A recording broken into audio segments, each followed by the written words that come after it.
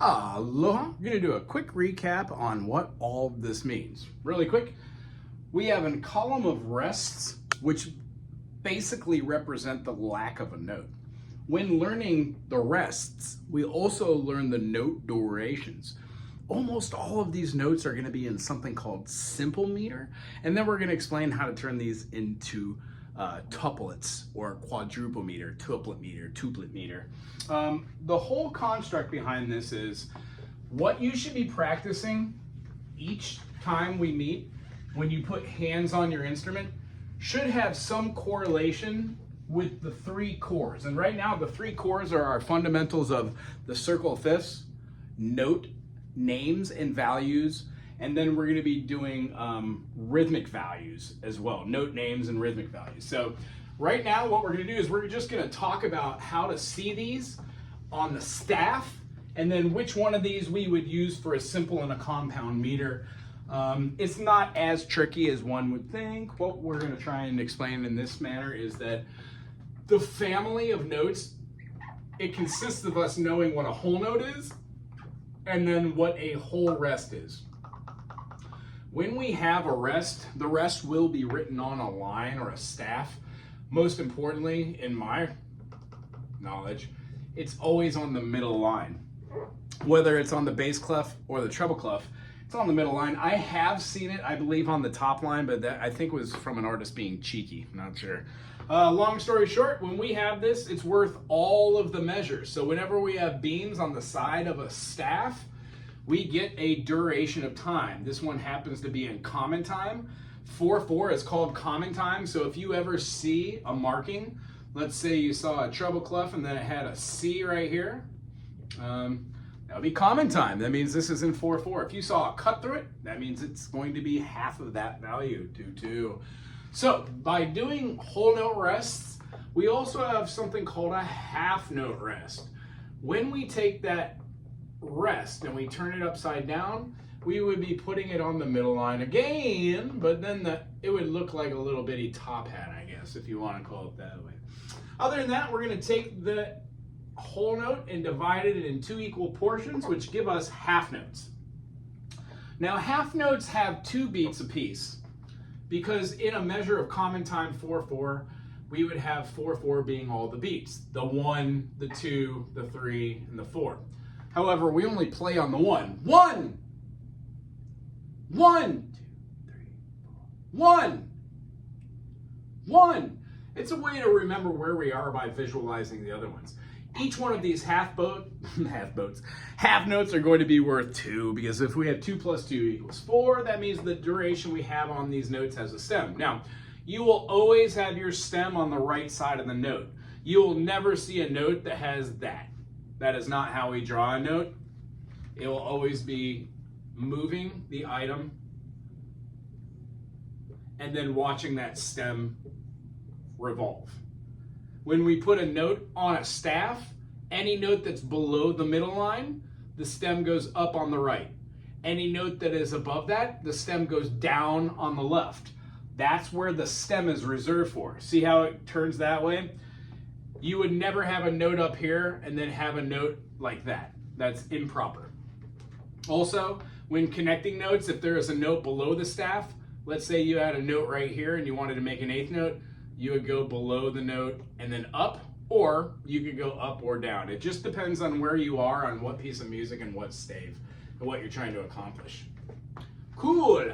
After that, the value becomes a quarter note. There are 4 quarter notes in each whole note, meaning we're going to take our note head and our stem, but now we fill in the note head on each one of our quarters.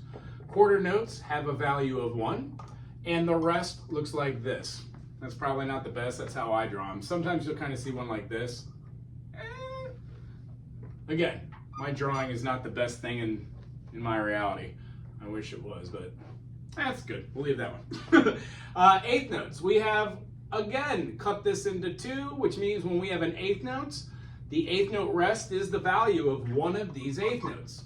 Now, an 8th note itself literally has a note, a stem, and then a flag or a quaver. When we use this quaver, we connect it to the other eighth note. Therefore, when we say eighth note, this is an eighth note and that's an eighth note. 1, 2, 3, 4, 5, 6, 7, 8.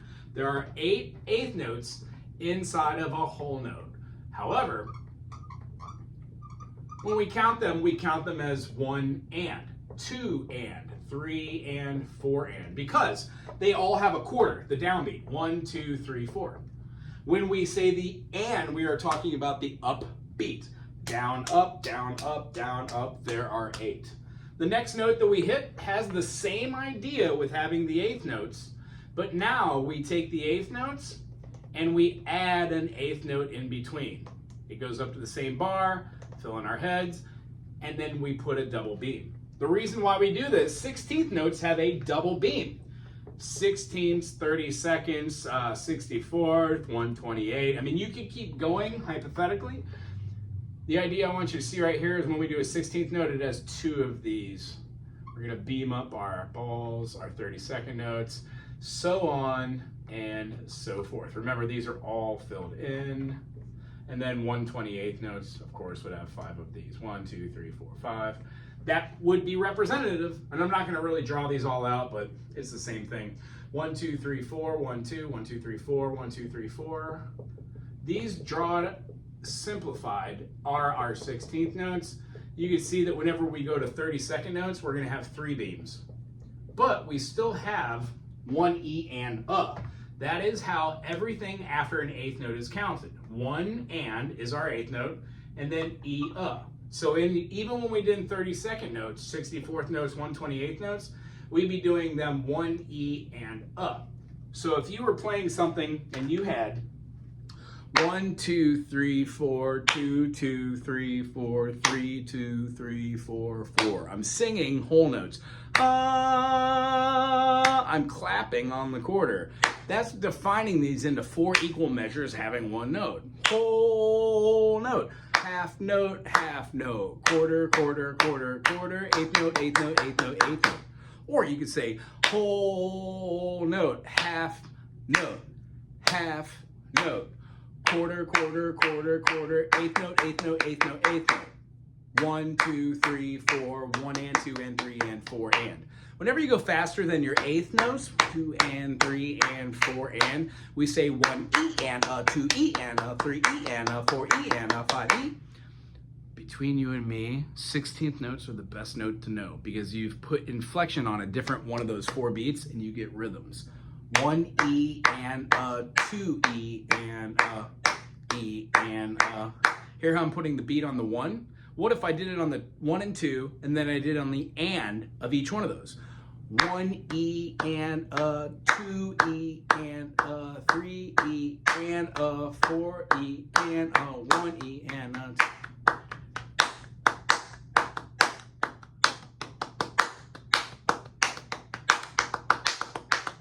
That gives us rhythms and ideas. So this is our stable whole note division of a half, cutting it in 2, cutting it in 4, cutting it in 8, 16ths, 32nds, 125ths. These are our rests, and they are the lack of a tone. We do use these in a different way, and right now I'm going to show you something that we did not do, and it will help to explain simple meter and compound meter. Whenever we play a half note, it's worth 2 beats. Anytime that you see a dot after a note, it represents to add half of the value to that note. How many beats is a half note worth? 2. What's half of 2? 1. What's 2 plus 1? 3. A dotted half note is worth 3 beats. A dotted quarter note is worth 1.5. How many beats is a half note worth? 2. What's half of 2? 1. 3. What's half of 1? Half. What's 1 plus a half? 1.5. So when we have a dotted quarter note, you can see that in a simple meter, let's say of 3/4, rather than putting something in a measure which has 3 notes, like quarter, quarter, quarter, if we wanted to have all of these notes be the same note and last, instead of having to put like a half note and then a quarter, which would be 1, 2, 3,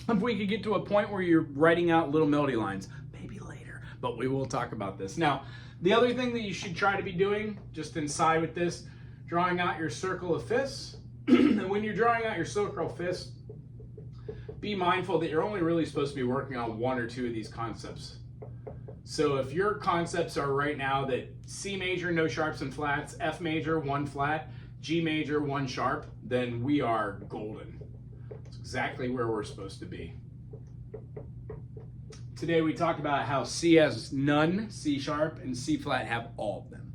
When you do this week, pick one key, let's say A, and draw A 3 times.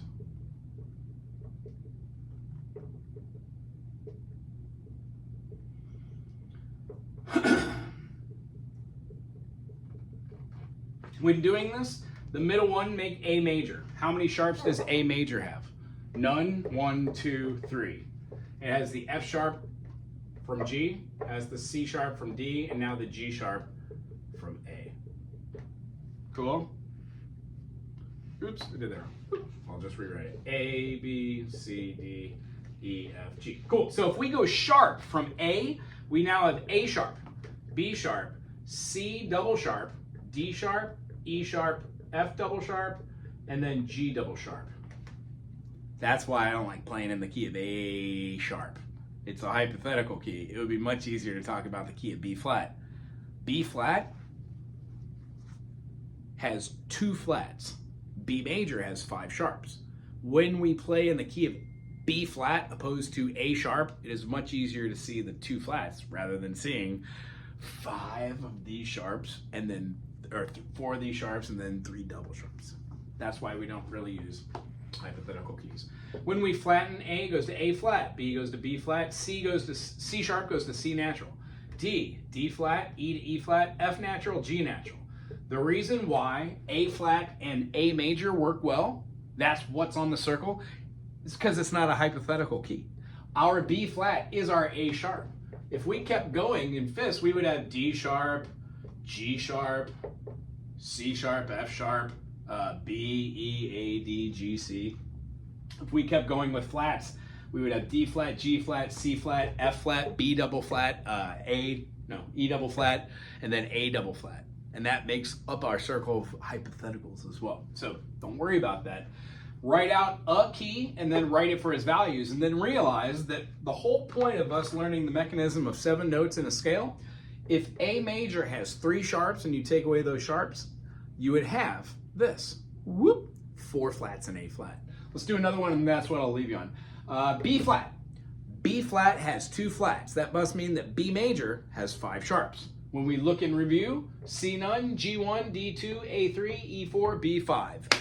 B major, C sharp minor, D sharp minor, E major, F sharp major, G sharp minor, A sharp diminished, then B.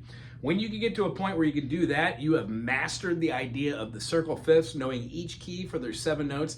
And at that point, it really makes a lot of sense to go A major, A, B, C, D, E, F, G, A. When we flatten the 3, the 6, and the 7, we get A, B, C, D, E, F, G, A. The reason why A minor has the same key signature as C major is because we took away the 3, 6, and 7 in the key of A major.